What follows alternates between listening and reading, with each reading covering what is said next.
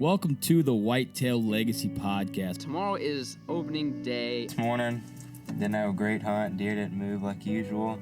We just got set up in the middle of this bedding thicket. We've been saving this spot from the rut. It's a nice, I think it's a nice buck.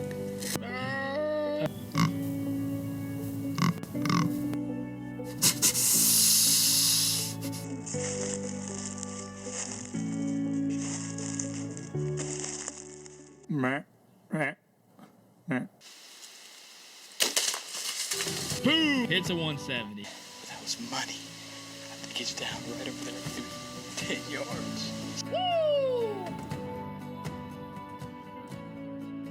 Whitetail Legacy Podcast, bringing you back to the hunt and leaving a legacy.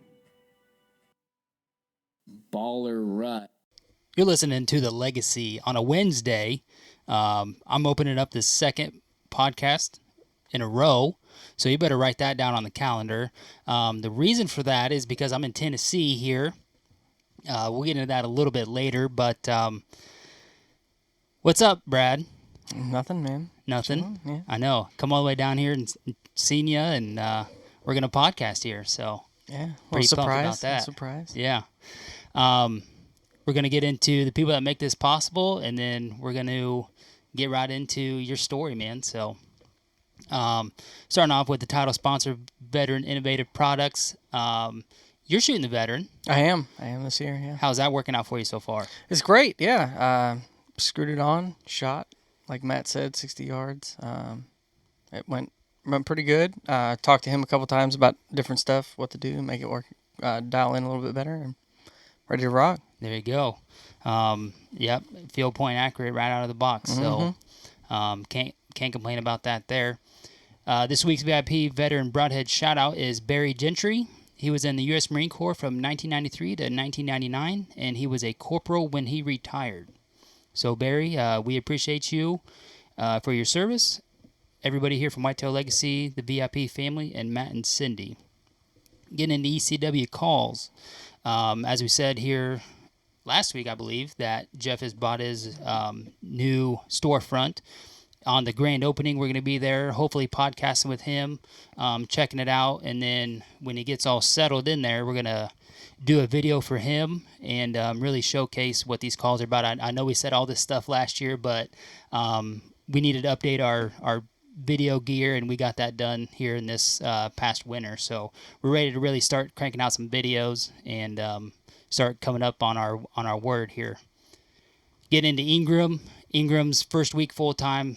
I guess he's just in there kicking ass every day, really knocking out some bucks. Our mounts are coming, especially with him being full time. He's got a lot of time to really get some stuff going and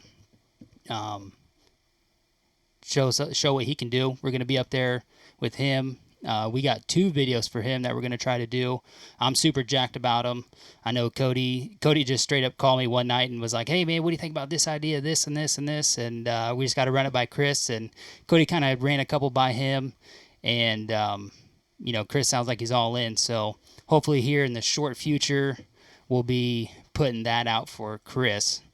Getting into ScentLock, the B1 series has been sold out to Bass Pro, Cabela's, and all the retailers. So the buzz about the B1 series has definitely gotten out. And if you're going to want to pick that up, you're going to have to make a trip there to Bass Pro and Cabela's to get that done.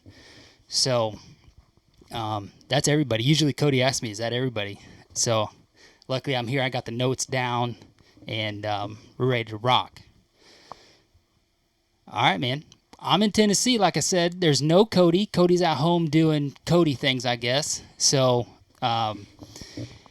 we got one mic stand and Brad's camper just out here with a fridge full of beer, and we're just going to talk a little bit of hunting, kind of get Brad's story, and just have a good time podcasting. I mean, that's pretty much what podcasting is. So Cody tried to get me to pack up like all of our podcast stuff from the studio and get it to my house on my birthday, because he's like, well, we don't have any Legends episodes lined up or anything like that. He's like, we just have to podcast when you get back from vacation. And I was like, yeah, but we don't need 4 mic stands at my house in the garage. Like, we just need 2. It's just going to be me and you. So he's trying to stuff stuff in the bag, and I'm trying to, like, take it out. Because I'm like, no, we don't need that. And then he had kind of thought about me coming down here and podcasting with you. So then it was like Monday or Tuesday. I was like, hey, what do you think about just, like, surprise Brad by going down there and just podcasting with him? And he's like, yeah, that's why I'm trying to get you to take all our podcast shit to your house so that way you wouldn't have to come to my house and pick it all up. And I was like, oh, dude.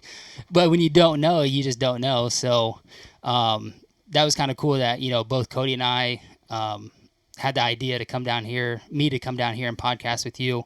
The reason why I'm down here is because my wife found out she had a long-lost sister who's 8 years older than her, and they just did, her sister did this ancestry stuff and did the DNA match, and then finally reached out and got a hold of her. So we found that out in February, and then they lined it up for this weekend because my wife always takes the week after July 4th on vacation. So my wife's sister tried to get us to come all the way to North Carolina because that's where she lives, and I'm like, no, like, we haven't even met these people, I mean, they might be weird. We might not come back to Illinois. So I was like, let's just meet, like, halfway. And I was like, oh, yeah, we could just, like, I can meet Brad, So I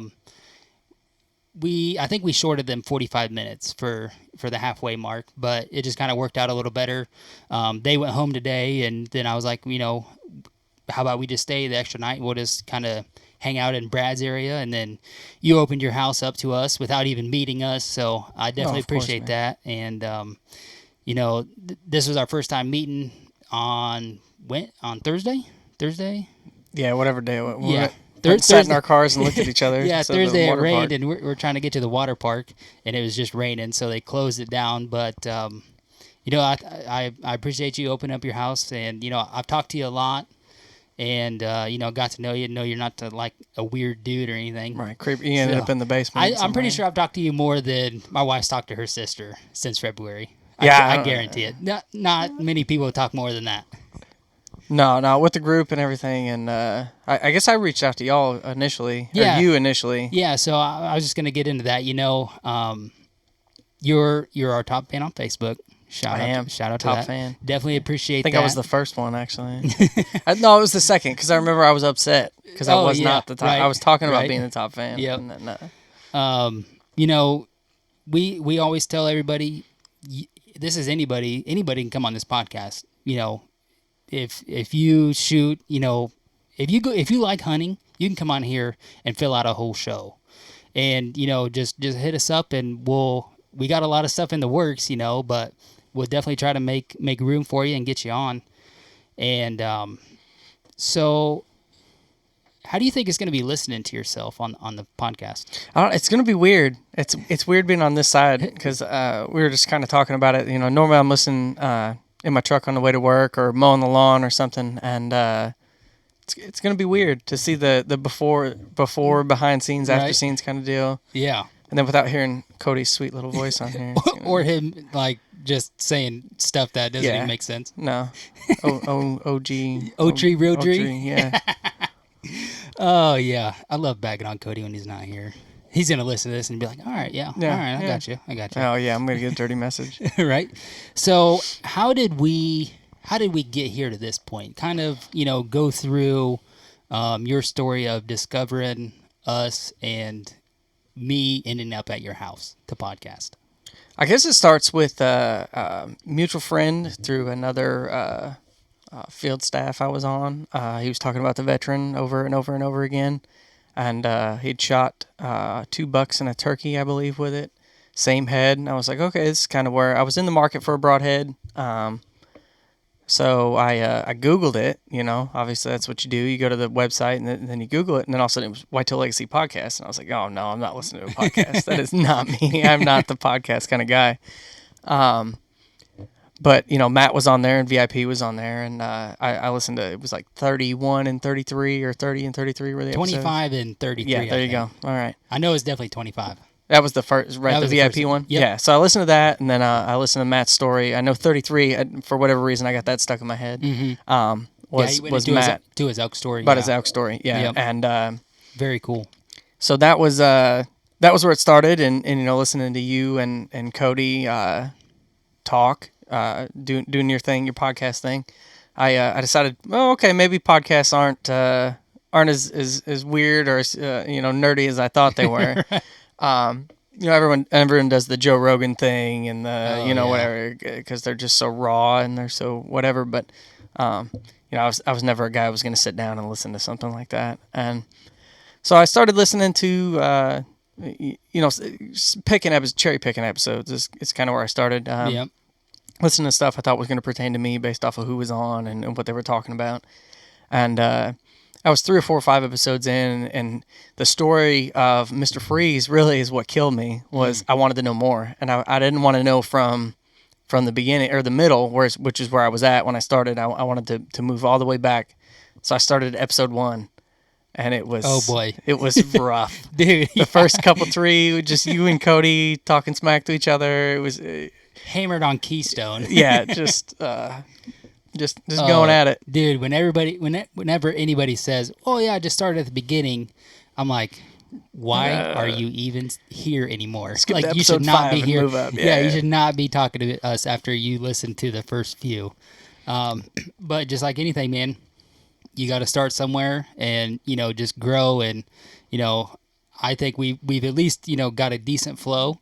We just kind of evolved into it, and the only thing that can really change you, or you getting better about podcasting, is just time. And that's what I believe. Somebody else might have a different opinion, but I just feel like time. Like you could do 2 or 3 episodes a week, I think, but for you to listen to it and get an idea of how to do something better, I think it's just time. And try it, of course. But yeah, it's like anything. My time in the military and then my EMS stuff, I've been to a couple of different places where I haven't speak, and I'll start off and I'm like, okay, today we're gonna go to the, and as you kind of learn the crowd and you learn that, okay, you're not as weird as you sound, right, or everyone's here to learn. You start to get a little bit of a flow, and then it builds, and then it ends up being all right. Yeah. So you were a VIP shout out on episode 75, so we definitely appreciate that. Well, thank you. And appreciate you doing your EMS thing too. Not a lot of people recognize everybody doing that. And, those people out there are just in danger as much as everybody else.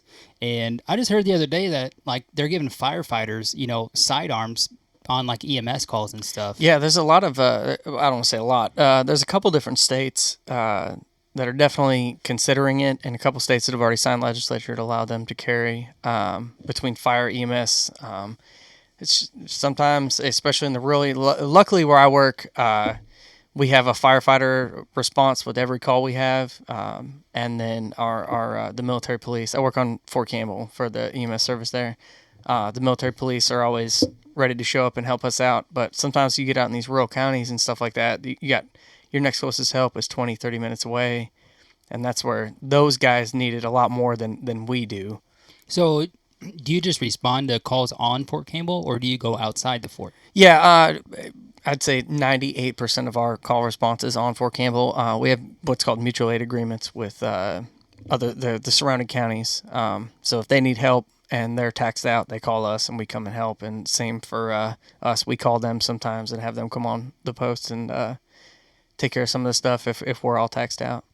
Right on. So do you guys don't have any side firearms or anything that you're allowed to carry? No, not on post. I would say not on post probably. All right, man. So that's just kind of opening up a little bit. We definitely appreciate you following us, interacting with us, and then eventually getting into the coveted group there. Snapchat group. I wasn't sure I was ready for it initially. I don't know. I was saying somebody got added, or I think it was when maybe Cody added Nate or something. And I was like, all right, I'm just gonna add this guy. Yeah, it was right we after. Because we had been talking in Messenger for a while. Level. Yeah. So yeah, I think Cody added Nate. And I was like, all right, he added a guy. I'm adding a guy. I was like, I already felt you out. So I was like, you're coming in. Right. Yeah, I tried it out. And so. Worst case scenario, you guys didn't like me, and ever you since just make a new group. I would say, right? Ever since then, your life's just been downhill. Yeah. Already tried to kick me once. Right. Didn't work out.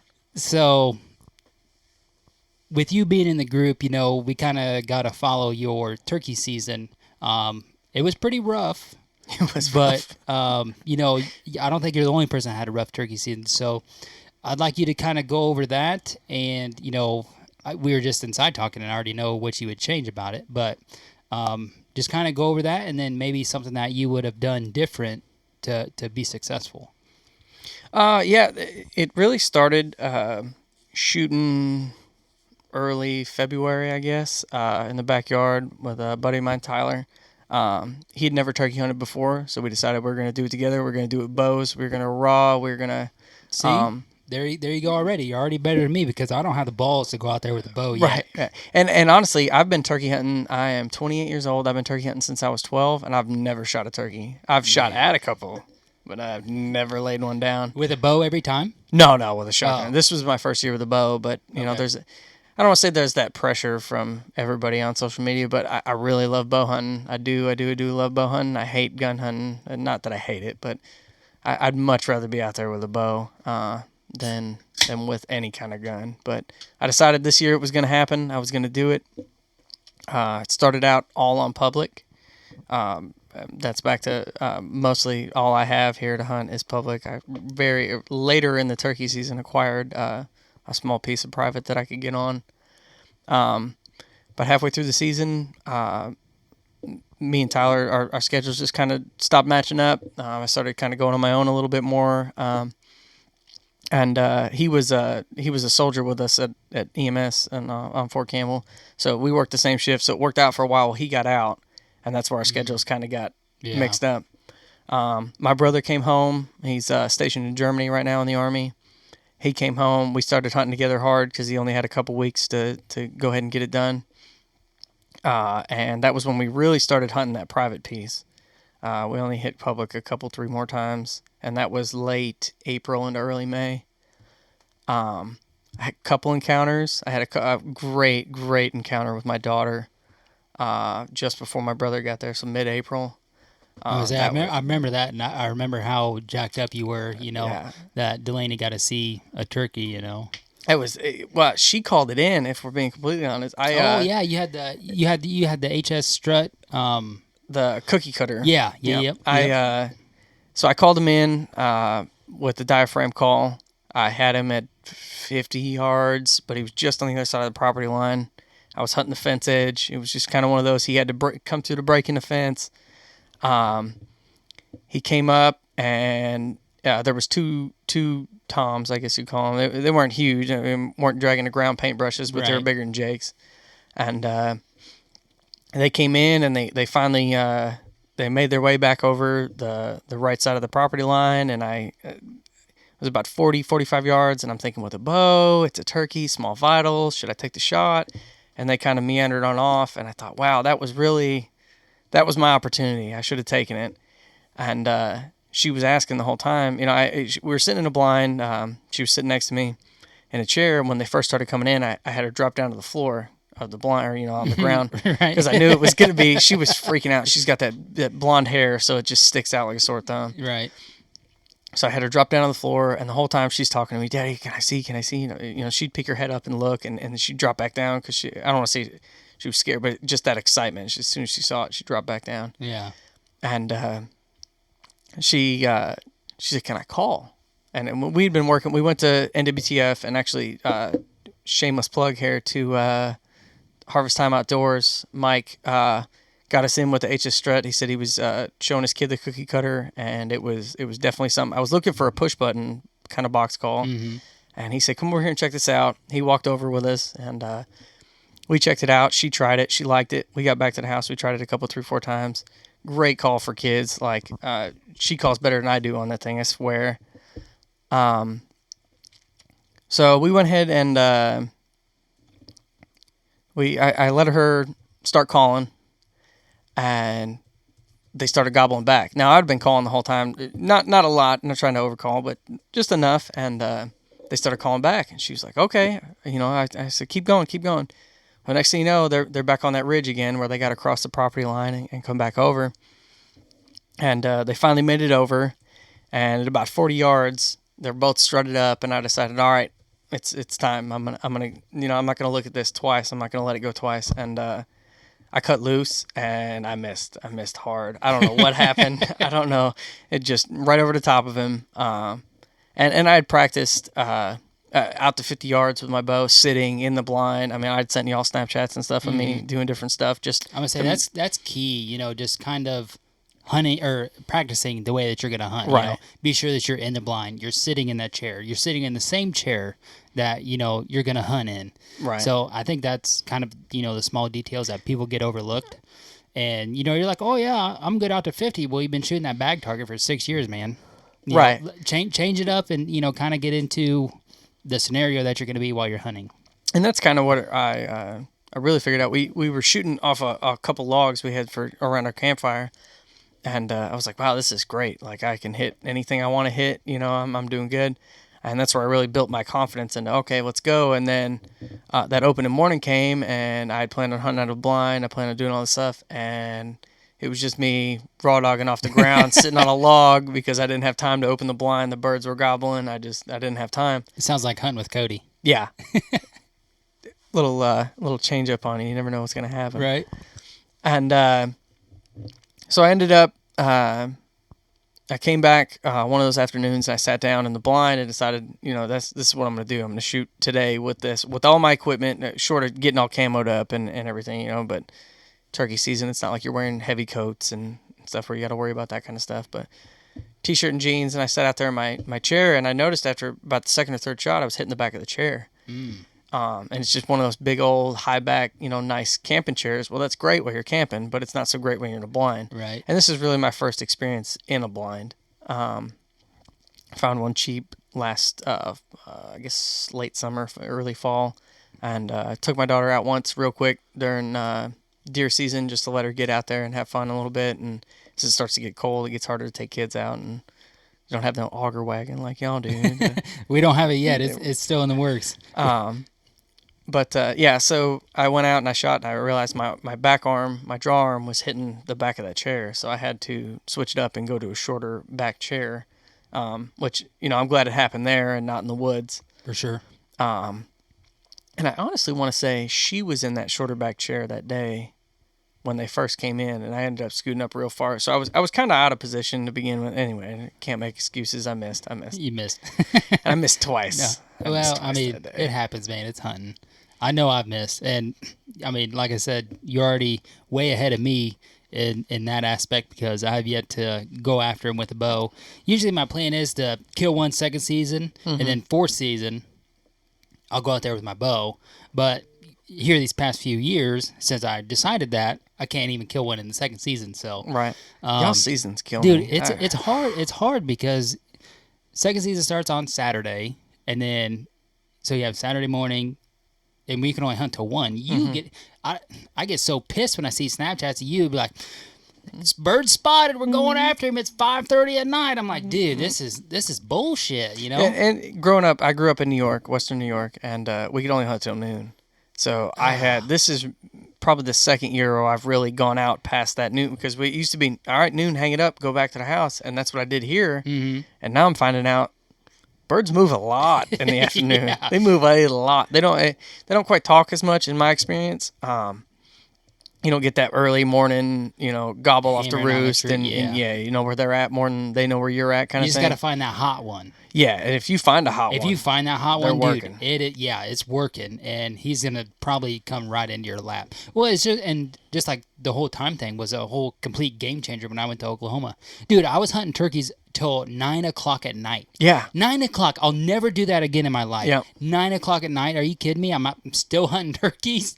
Like, oh yeah, kill this bird 8:45 at night, dude. Like that would have been sweet. That's an early season deer kill for here, rather than a turkey season kill. Yeah. I was saying you guys with that September. So, anything else you need to wrap up on the turkey season there? I guess not. Other than you missed twice. I missed twice. I probably would have gun hunted on the public a little bit more if I could go back.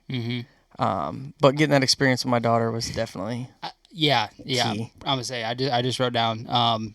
Props to you for taking your daughter. And did she kind of asked to go, or are you just like, hey, Delaney, do you want to go hunt? Or So we have a meat turkey on the property, and she has been every time I go. So I'll go out and I'll step on the back porch and I'll call a little bit, and just my mouth, nothing crazy, and he'll hammer back. Do you want to sample that? No, we're good. No, I promise we don't need that. But she so she started calling. I sent out the Snapchat of her. I think it's on my Instagram of her making this yelpy little burp, burp, burp, burp, and he hammers back. I'm like, this is ridiculous. We try over and over, and we try to perfect, and we try to make it look good. And she's out here making this turkey gobble. And the snoot on that guy, though. Oh, yeah. We're going to have to go check him out after this. I would say, that's a booner. But anywho, yeah, she's definitely...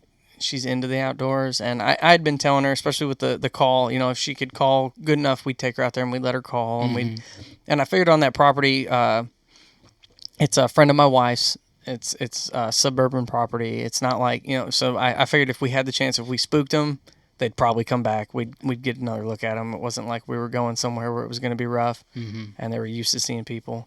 And I mean, one day we were hunting, me and my brother, and the lady that owns the property's dog was like circled in the blind, and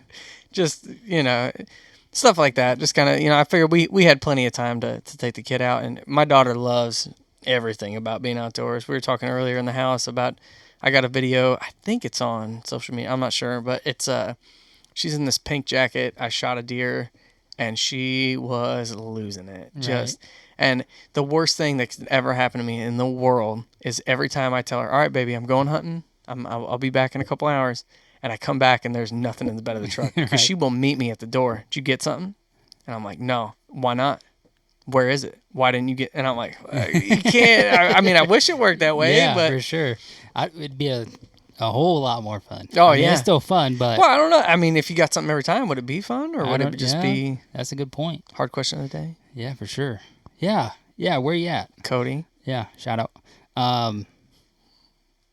So I'm not sure. I'm not 100% sure, but when we had Mike on, his kid did hit the turkey call on the podcast, so it might have been the cookie cutter that he was on. I'm not sure. I don't know. But it sounded real nice. It sounded a lot better than Cody's calling. I know that. Well, we won't say anything. We'll just leave that alone.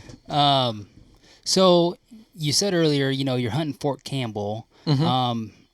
Let's kind of dive into some of the different rules and regulations that you have to follow on there, because not a lot of people get to do that. I think we hit it a little bit with Mike, but I want you to go into it a little bit. Even then, so he was hunting Benning, Georgia, I think, right? Yeah. But his rules sounded way better than our rules. That's all I'll say about that. So biggest things on Fort Campbell is there's no videography or pictures allowed to be taken, just for operational security of the base. So this is inside the brick wall. Well, everything inside not the brick necessarily. wall? So you saw on the way down here when you were leaving town, there's all that chain link fence on the right side of the road. That's all what they call the back 40. That's the training area for Campbell, and that's where we get to hunt. Oh, okay. So I mean, you saw it. So it's not like where the carnival was. No. Oh, okay. I forgot you guys went down there. Yeah. So no. So once you head towards the west side of Post, you hit another fence, right, with gates. Bro, I don't know what side's north and south matter. here. You were on the north end, but it doesn't matter. I'm completely turned around right now. So once you hit the west side of Post, it hits into that training area, and there are some ranges and stuff on Post or on the main cantonment area, but you start talking about the back 40, as I'll probably refer to it as the rest of this. Okay. Once you get out of that back 40, then there's I can't remember.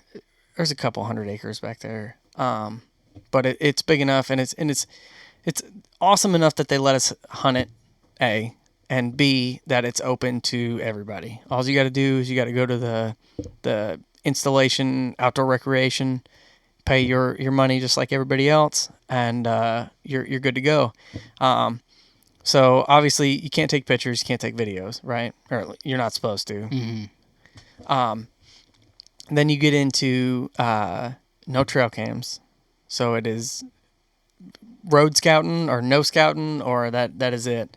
Then there is, so each day, so it used to be 2 days before, they've changed it last year. So it's the night before you pick the spot you're going to hunt in, and not all spots are open. So by spots open, is it like zones? So it's zoned out. Okay. There's 52 zones. You don't have to like pick your tree, but No. just So you like, get I'm you get going an to this area, zone. and each area, is Saturdays are getting to them. yeah, boys. it's getting rough out here. Drinking this cheap stuff. It's so each zone is designated a certain amount of hunters per weapon. So each week on a Wednesday, they call range control and they say, all right, who's training where? Okay, so they knock those areas out. Oh, okay. And then they say, okay, so this area is smaller. It's more designated as a bow area, right? And this area is designated as a shotgun area, or vice versa. And sometimes they try and switch them up a little bit, so you get a little bit of variety throughout everybody. But each area is designated in the summertime, I believe. They put out a list of, okay, you can have X amount of hunters with X weapons in this area. And there's a whole list online for each area. So then after they talk to range control and they determine safe areas around where people are training with live munitions and stuff like that, so somebody doesn't go out there and get shot. Mm-hmm. Then you end up in, all right, it's Thursday night, I'm hunting Friday morning. I got to get on, and at 8 o'clock the areas open up. So they put out a list on Wednesday for the whole weekend. See, and then there's the fact that you can only hunt, so call it Thursday through Monday. You got to take Tuesdays and Wednesdays off. Can't hunt at all whatsoever. No ifs, ands, or buts. Mm-hmm. So you it's getting to be, it's Wednesday night or whatever. You're getting ready to go out Thursday morning, and 8 o'clock hits, bang, and they post it. You're on your you go on a web page, and you go in and you try and select your area, and as soon as that 8 o'clock hits, it updates. Boom, you can see hunting on there. You click hunting. All right, now you gotta wait, and you're just okay, I got in. Okay, next. Now you gotta, and it's so a lot of people are upset about it, but I prefer it better because it used to be a phone call-in system. So I can tell you that there was days where I had 6 phones in front of me at work, and I was using everybody's phone over and over. I bought an auto redial app for my phone. It would, as soon as it detected a busy tone, it would hang up and automatically redial your phone until it got a ring. Like, wow. It got serious, and it was rough for a while. But now it's a lot of people were upset because it used to be staggered. So it used to be active duty got to call in at this time, and then veterans got to call in at this time. DA civilians got to call in at this time, and then straight civilians at the end. So now what they've done so they opened it last year or the year before, they blasted it to everybody. All at 8 o'clock p.m. that time, boom, everything's open. Well, a lot of the active duty guys or the civilians or however you want to, there's been a lot of controversy surrounding it in the local area. We're upset that they feel like they didn't get their fair shake. So now, I'm not sure 100% of the numbers, but there's a certain amount of areas that are specifically for each demographic, whether it be active duty veterans or straight civilians for each area. So there's a certain percentage. So there's only 7 areas open or whatever, 33% go to active duty or whatever the number is this year. They haven't put it out yet, but there's a certain percentage per each area, or per each, however you want to say it, for the post that allows each demographic to log in. And then, I don't know, what else about Fort Campbell? This year, or 2 years ago, they implemented a antler restriction. So you got to have a 15-inch inside spread, which is, I don't know about you, but I don't have a ocular ruler that I can pull out at 40 yards and check and see if that deer's 15 inches inside spread. Or I believe it's 3 on one side. So is it one or the other, or? Yeah, I could pull it up over, so I'm not sounding crazy. So how does harvesting a deer affect your state? It doesn't. So they're all considered bonus animals. But in the state of Tennessee, I mean, we get $2 a year. We get 3 doe a day for the entirety of the season. Okay, so you get $2 a year, and then you can shoot 3 does in one day. Yeah. If you're on private land. Yeah, or state land. Yeah. Okay. As long as you're not on the fort. So now in the fort, what do you get? So on Fort Campbell right now, you get $1 a year, one antlered deer a year, and then as of last year, it was still 3 does a day. Still 3 does a day. So you could technically shoot 6 does in one day. Technically, if I say morning sit, I went and sat the public fire. land. I shot 3 doe. I rolled out to Fort Campbell for the afternoon sit, and I shot 3 doe on Fort Campbell. I shoot 6 deers in one day. Yeah. Wow. But Fort Campbell, I believe both of them are 3 animals a day. It's not like, you can't shoot 3 does and a buck. Yeah. But, I mean, if So you can you're pull capped that out off, at you're 3 already... a day. Yeah, which is ridiculous to Man. begin with. So, I mean, I know just what I've been told as a general rule of thumb is like if they're out to their ears when they're, straight out, which it's hard to tell when they're straight out. If you got a weird angle on them or something, the tips of their ears are usually about 17 inches. And that's on this thing I'm trying to pull up here as soon as I can figure out where it is. Hunting, fishing, outdoor regulation. They have like a little guide on there. They have there's a picture of a deer, and it says, basically if it's wider than its ears. They got like a year and a half old on there. Yeah, and I know there was, through the groups and stuff on Facebook and whatnot, here we go. So it's got to have 3 or 4 on one side. So an antler deer is defined as having 4 points on one antler or an outside spread of 15 inches. So it's outside, not inside. And the key word there is or. Right. So, I mean, you see a stud 4x1, for lack of, calling it a 5-point. You see a stud buck that's got some goofy antler on one side or the other, you can still take him. So if you see a giant legally. 6-point, he's going to have a 15-inch spread. He's going to have a 15-inch spread. Man. And, you see those unicorn spikes. I've always wanted to kill one. It's got 20-inch spikes, right? Everybody sees it. And I asked... a buck like Oscar. Right. Yeah. Right. Yeah. How sweet is that? That's the dream, man. Everybody wants to just shoot something. Just something totally gnarly. Gnarly. And so I asked one of the game warriors, I was like, so if I see a deer coming through and it's got 20-inch straight-up spikes, I said, it's clearly a 3, 4, 5-year-old deer. Yeah. I said, it's mature, it's ready. And that's what they're trying to get to is, kill the more mature deer. Yeah. I said, so what do I do? He said, you watch it walk by. And I was like, Has there been like a history of people, shooting younger deer out there? So and that's why they're going to this restriction? I believe so, yes. I'm not an expert by any means. Mm-hmm. I've only been here since 2012. I can tell you the first year I got here, it was game on. Shoot whatever you want to do. Whatever walks by. And I think maybe that was the first 2 years. Then they implemented an earn a buck system. So you had to shoot a doe first, then you could earn a buck, which was my worst year hunting because I was only hunting the fort. I was living in the barracks. I just wanted a deer to put in my teeny little freezer that I had. Yeah. In the year I did shoot a deer, it filled that entire freezer. It was awesome. But the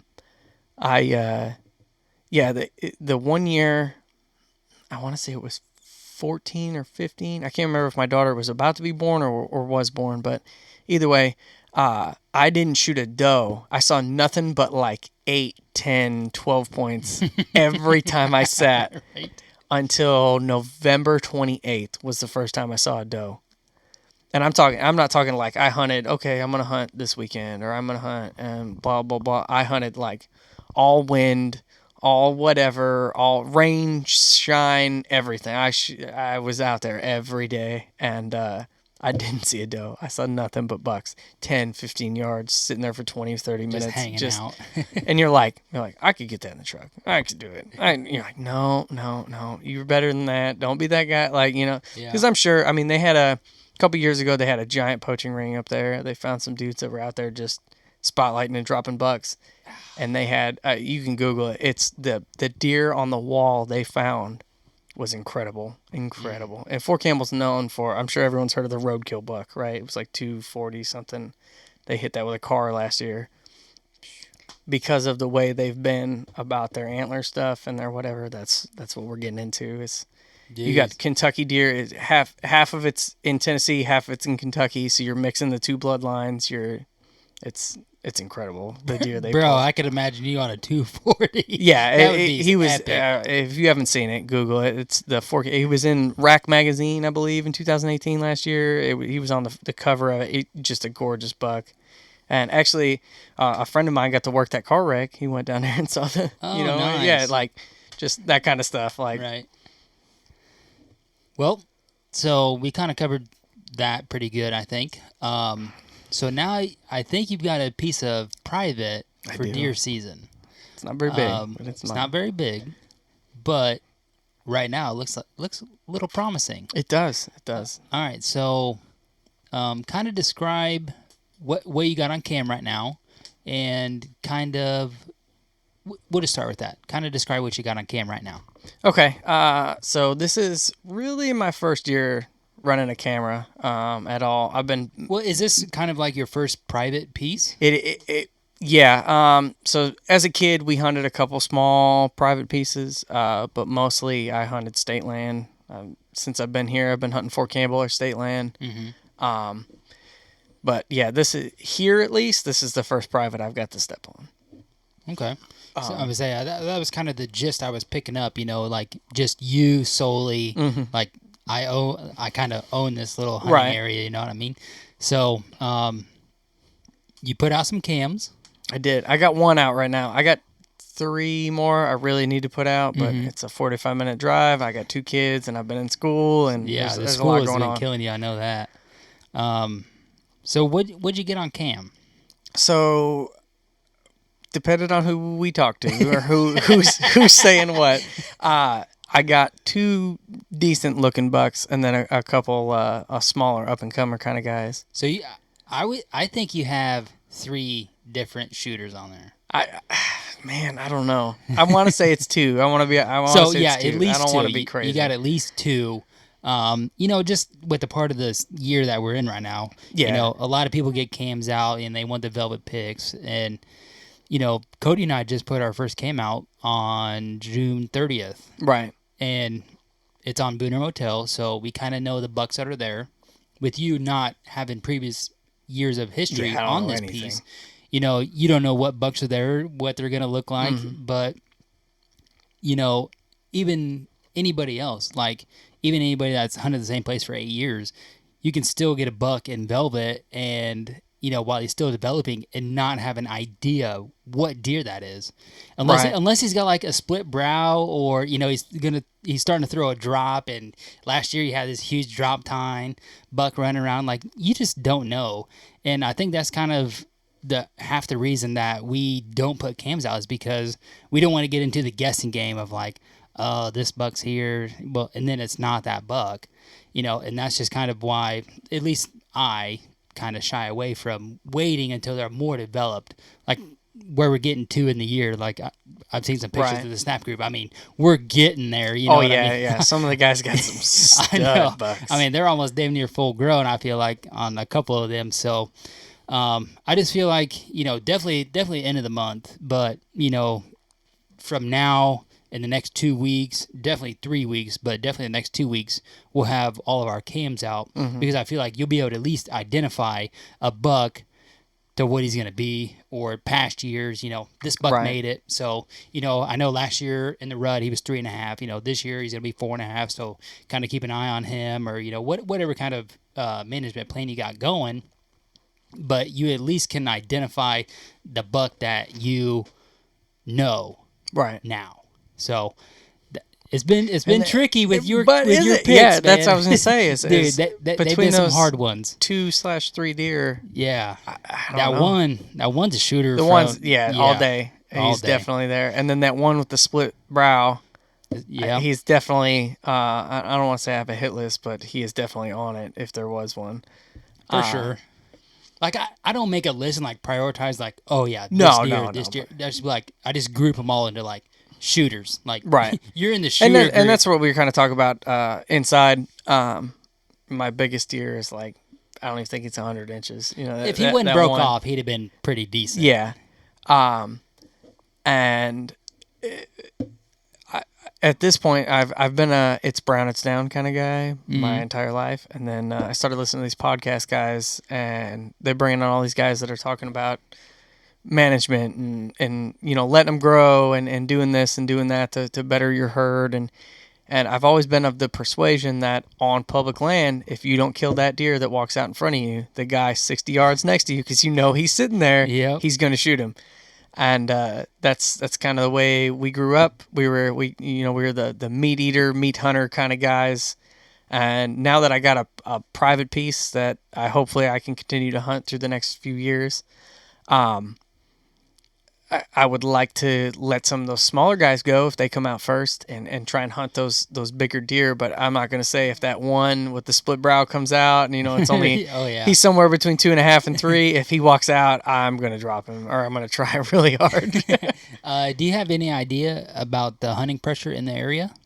So from what I've been told, at least the property I'm hunting, I think it's 12 acres. It is very suburban, very, very That's 12 suburban. acres? Mm-hmm. Man. Or 18. I think it's 18. Man, the one piece is 18. I thought it was like 4. 6. Oh, no, it's a good sized property. Yeah, you got a decent little chunk there. The back side of it that goes down towards the river, it's almost not huntable right now. It's so overgrown. It looks almost like it was clear cut a couple years ago. There's still some mature trees on it, but the undergrowth is like 6-7 foot tall. I tried to walk to the river bottom, it couldn't get there. Need to get on the fringe of that. Yeah, might be something good in there. So, and that's where I turkey hunted. It was right on the edge of that.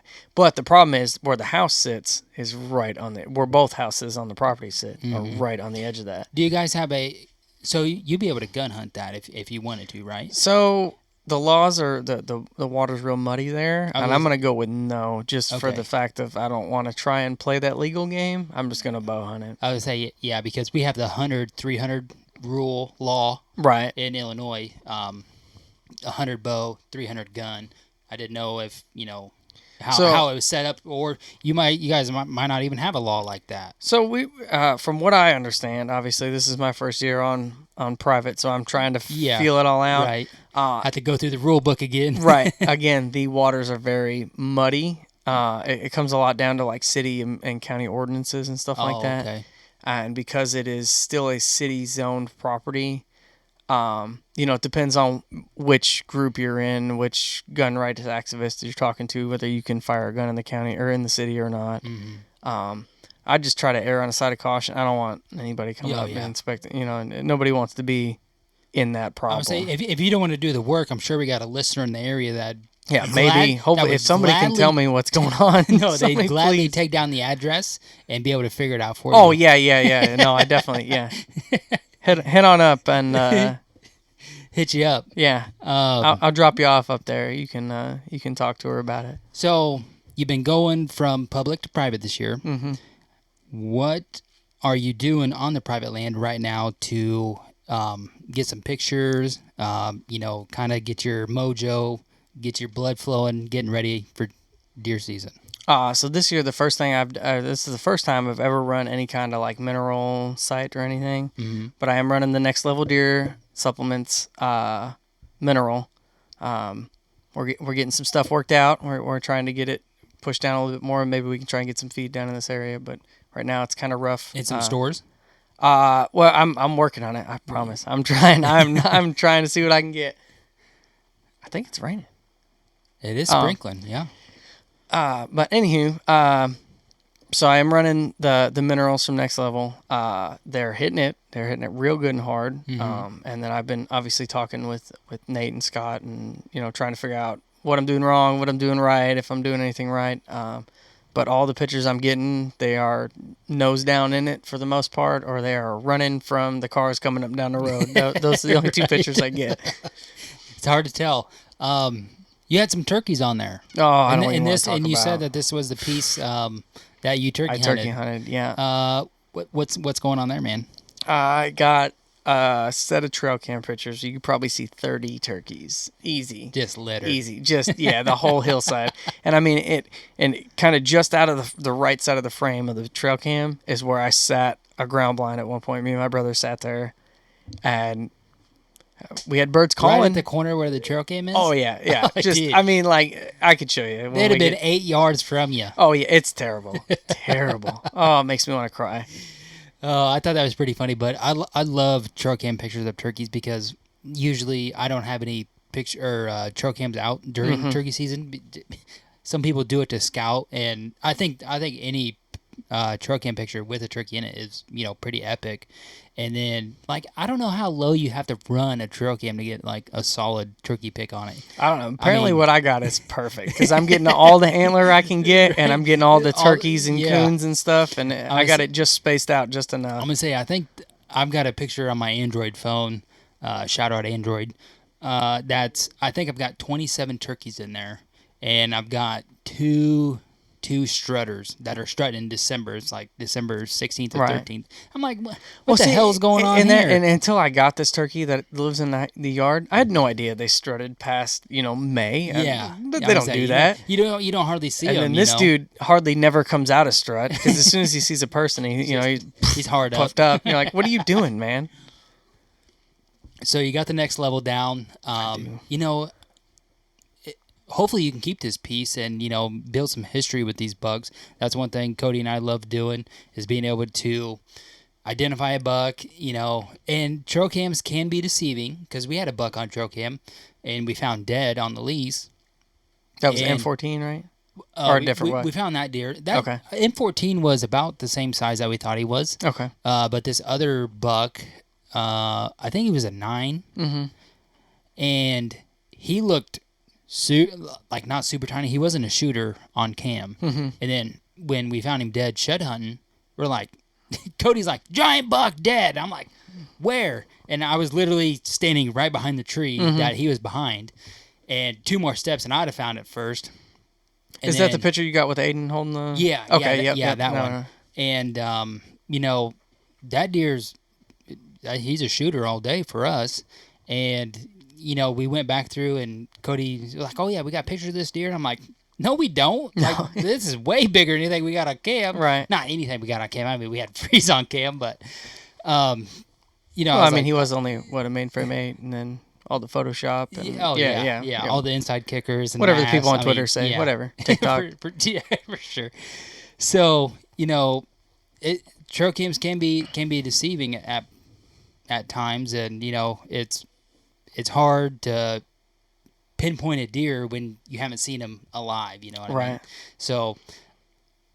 And then then you guys got that one buck where you had seen him on the hoof and you were trying to decide if it was the same buck as the bracket buck, right? Yeah. And then it was just, that. Is it him? Is it not him? And then we didn't even cover this again, but Cody's like, oh, yeah, those 2 bucks that we said that wasn't the same buck, and it was 2 bucks. And then like 2 weeks after we said that on the podcast, and Cody's like, no, it's the same deer. I was like, okay, all right. So we don't have to go through that anymore because she gone. But no, it'd be cool for you to, keep running the mineral and, give some honest feedback of, right. Being able to have a history of, 3 and 4 years. The biggest thing I've noticed with this next level game is I always thought, you give them the mineral, they grow giant antlers, great, you put them down that year, it's awesome. It did its job. Right. And through talking to Nate and actually understanding what I'm doing, putting that down for my deer, or I don't want to say my deer, as Ashley always yells at me because I say something about my deer on Facebook. Ashley jumps me, the landowner. And so what her deer are doing. Oh, it's her deer. Yeah. It's not your deer. No, it's her deer. No, it's her deer. Or our deer. We'll call them our deer. Yeah, it's cool to see that Nate and Scott are in it for the long game. They're not in it for and Clint. I don't mean to take him out. It's just we talk to Nate and Scott all the time. He come on here and spit some knowledge for sure. Yeah, it's what we were saying earlier. I've listened to that episode like 6 times, and every time I listen to it, I get something different out of that episode. Right. It's just you need to really sit down and probably write some shit down from that. Yeah, I know. Nate told me to call him the other day. Minus the beer cracks and the 3.5 hour phone call after the podcast. We didn't get privy to that information. Yeah. Only the cool kids get that stuff. Oh, well, here we go. First shout out for the cool kids. But yeah, there is a lot of science into, the next level mineral. And then, they got their soybean blocks. Right. Have you thought about doing any of that? Yeah. And again, it's, what is the agriculture around the suburban piece? Because with it being in town, there's probably not going to be. There's a big ag field to the, I want to say west of the property, and I haven't been down just because I've been running so hard to see what's planted down there. Mm-hmm.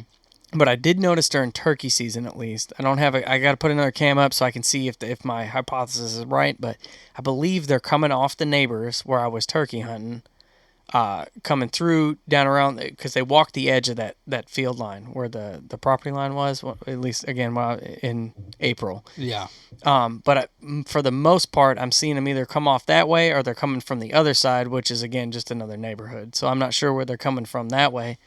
But I got to get down and look at that ag field, and I'm really got to go knock on some doors and see if I can, for the very least, recover if they do jump property lines, and then B, before the moment of I'm jacked up, I'm ready to go. I got the biggest deer I've shot ever on the ground. I'm like, hey bro, can I come on your property? No. Wait, what? So that would be devastating. That would change probably stand placement a little bit on the property, but yeah, and I'm glad you brought that up, because I was going to, them suburban bow hunter guys, the guys we were just watching there before we did this, they have some issues like that, and I didn't know that your property was, the 14 or the 18 acres that you had said. I thought it was more, in the 4 to 6 range. Smaller, yeah. So hopefully with it being a little bit bigger, but they ain't going to run towards the river bottom. If it's a cliff, you know what I mean? It's just a lot of elevation change fast. I won't call it a cliff, but like I said, it got down into where it was briars and just gross, and we just stopped. That might be where they run. Right. So you just need to hope that they run straight. Yeah, the best would be if it died in her front lawn, and then I could just put it in the bed of my truck where it's parked, throw the bag and roll out. But she told me last year I could deer hunt it, and I was like, okay. I had some stuff going on. I had a couple bucks I was watching on the state land, and I was like, maybe I'll get around to it. I've always hunted state land, so whatever. And turkey season, she sent me a picture sitting on her front porch, and there were 3 toms in her front lawn, and I was like, well, I'm turkey hunting there. Yeah. I was going to bring that up when we were covering your turkey season, and like, you just got done hunting, and then you roll around leaving the place, and you're like, 3 of them right in the front. I can't tell you how the amount of times I've left that property after hunting all morning. Like it was every time. And the other day, I was standing in her front lawn. I was helping her put a bunk bed together. Cody talks about whatever it takes, right? Yep. I'm helping her put a bunk bed together, and I stepped out in the front lawn. The FedEx guy was coming with another piece of dresser or whatever he was bringing, and I stepped out and looked. There's 3 does standing in her grandma's front lawn, right there, right in front of it. And I was like, and then you do that, 2 or 3 episodes ago, the guy was talking about dropping to the ground, Yep. And I did that, and they looked at me for a minute, and they bounced. And I was like, oh, man, if I'd have just stood there and talked, I could have had plenty of time to look at those deer if I wanted to. Yep. So I'm definitely, that's one of the things, because listening to the dropping podcast. Down's out of the norm. Right. Like, why would somebody drop down? Yeah, I got 2 puppies running around my feet. They don't care about that. But as soon as I dropped the ground, it was like, something's flag. different. Yeah. Yep. And that's... So with you being able to get on this private piece, this is your first year hunting it, are you taking any different precautions, or are you game planning anything? Are you game planning to hunt differently than you have in the past? So definitely. You're gonna start hunting the wind. That's a good start. And honestly, so I was looking the other day. I started, and we've talked a million times. I've never hunted the wind. I spray down with some, I don't even know what it is, earth scent stuff. That's about as far as my scent control game goes. But this year, between talking to Jeremy Korn from Whitetail 365, I don't know, guys, I just talk to all the people you talk to. That's what I do. Sure. I find somebody that has same interests, and I reach out to them, and they talk to me. It's there great. You go. Which is why you guys are doing it in the whole first place. But after talking to him, and the stuff he's doing, he said, with his butterscotches and his, whatever, he said he doesn't do any scent control his stuff. Barbecues and right. Yep. So yeah, the other day I was standing there and I looking at deer, and people are having a conversation in the next yard over, or turkey season, same thing. We were standing there doing some stuff, and you could hear some dude sawing, I don't know a log or something, and it didn't seem to bother them none. So like I said, my daughter was having a whole conversation with me when that turkey came in. Nothing. I can't imagine doing that out in the middle of state land, where they've seen 700 dudes this year already, and people have been calling at them, and even then, like, just the differences between the two is, state land hunting, calling to turkeys, completely different. When I got on that private piece, they responded to calls 9,000 times more than they would on public. I mean, open a morning public, I had 3 birds gobbling at me, 2 of which got shot. I'm almost 100% positive because I was so mad. But just, the first, I was on that piece. We afternoon sit, when I missed those turkeys, with my daughter, it was afternoon sit, First time I'd hunted the place, I set up and I just walked into a spot, said, all right, this looks good. Through looking at hunt stand and whatever, I'm going to set up here. And there was 3 spots I picked. I picked this one spot. I set up, popped the blind up, set some decoys out. I sat down, made 2 calls. Boom, double gobble. I was like, wait, what?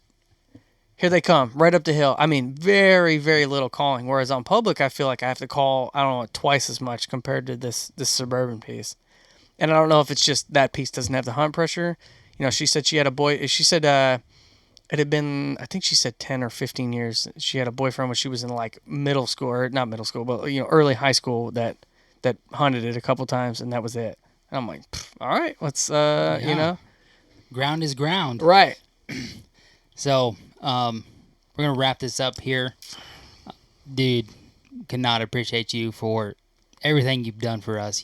Listening, spreading the word, sharing the love, interacting with us, giving John a hard time. Oh yeah, that's my favorite thing. Yeah, it's crazy to think that we've got you shooting the veteran just from listening to this podcast and Uncle Dunk.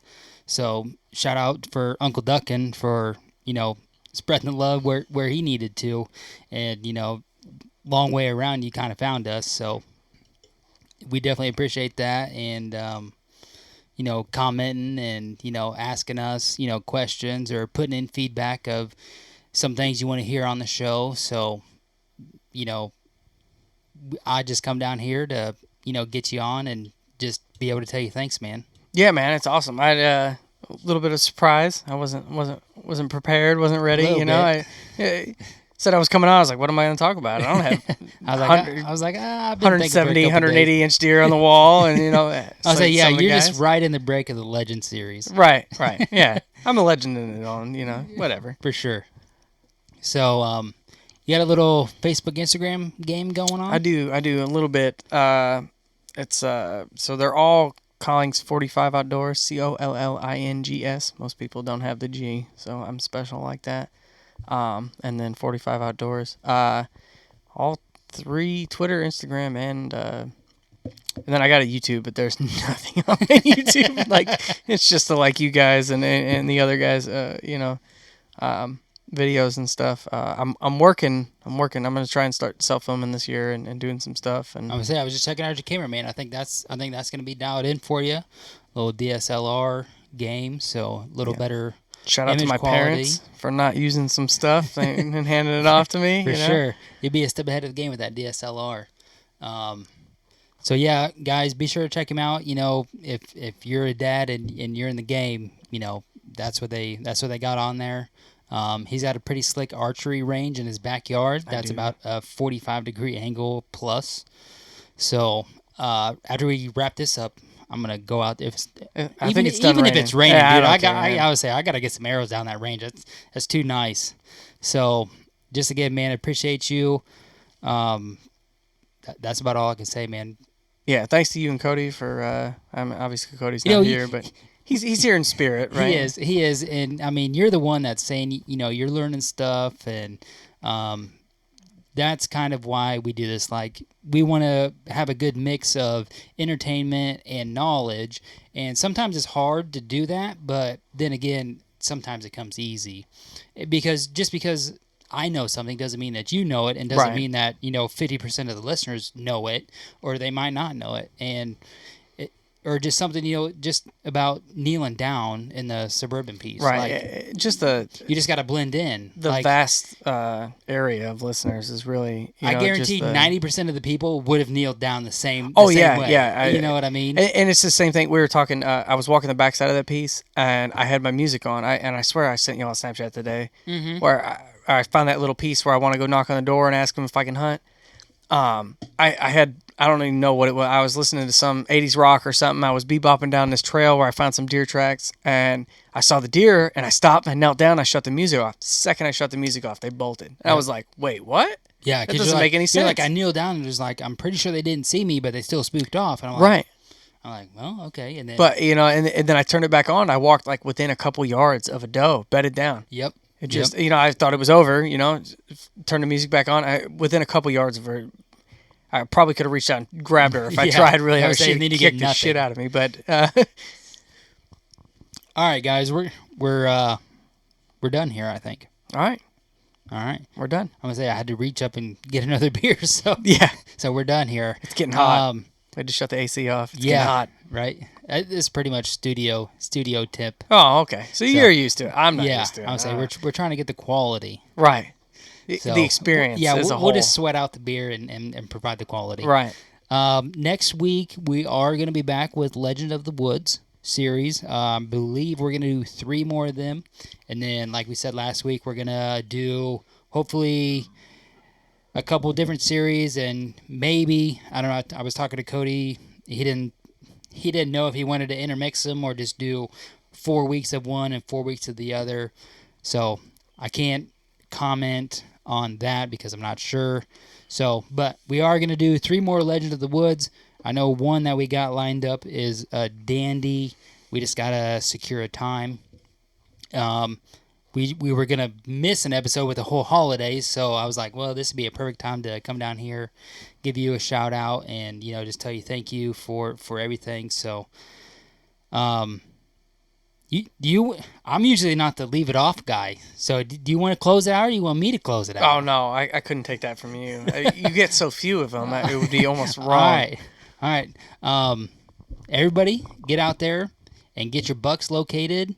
They're getting to be pretty identifiable at this point in the year. So you should definitely be getting your trail cams out. If you can feed, get on the feed. We just got our plot in, so, it might be not too late to get your fall plot in, but get out there, leave a legacy. And Whitetail Legacy is out.